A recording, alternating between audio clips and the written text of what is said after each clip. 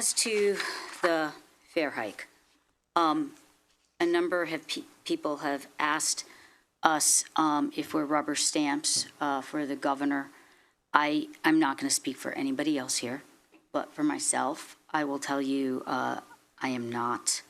And I will also be very frank and tell you all that this vote pains me very, very much. And I'm going to be voting yes. And my explanation for that is one of the other speakers talked about fiduciary duties. As a member of this board, we have a fiduciary duty to the agency. And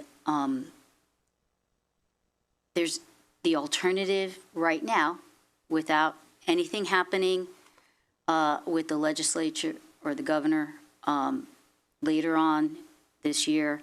Right now, the alternative are service cuts and job losses. And in terms of job losses, that's going to be devastating to our fellow citizens who work very hard for this agency. But the service cuts are the things that really are the biggest concern. We've already seen, and mention has been made about some of the private bus companies who've abandoned their lines, and New Jersey Transit having taken those on, and sometimes not to the satisfaction of the residents, because they would like fuller service, and I can understand that. Taking on those lines was a big fiscal burden for the agency, because we didn't get extra money during this year to do that. This particular budget takes into account those lines that we picked up. And I understand the communities that are going to be impacted. Many of you know I'm a commuter. My line is a private line, but I'm fully aware that all of the private companies are waiting on this because it's going to give them the opportunity to also raise fares. And, you know, I don't make a fortune, but I certainly make enough that I'm going to be able to continue to commute on the buses. And I know there are many, many of our residents who are going to be digging deep into pockets that are nearly empty. And this is so hard to do this. And we've had really intense conversations amongst ourselves about this. But this is a process. I know a lot of you are talking about us waiting on this vote. The problem is there's financial consequences to waiting on the vote.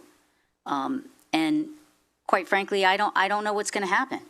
I don't think any of us know what's going to happen in July or beyond. And, you know, I frankly asked, and I'll be very honest, I asked if things turn out where there's dedicated funding, and that dedicated funding actually, you know, not only fills the budget gap now, but in the future, is there a possibility of rollbacks of these fare hikes?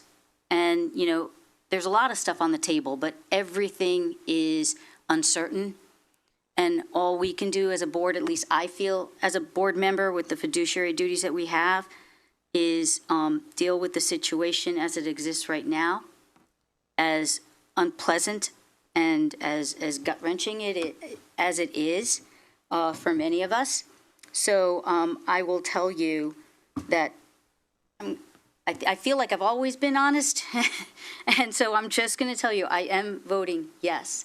But it is a reluctant yes. It is a very difficult decision to do this. And I have heard everybody.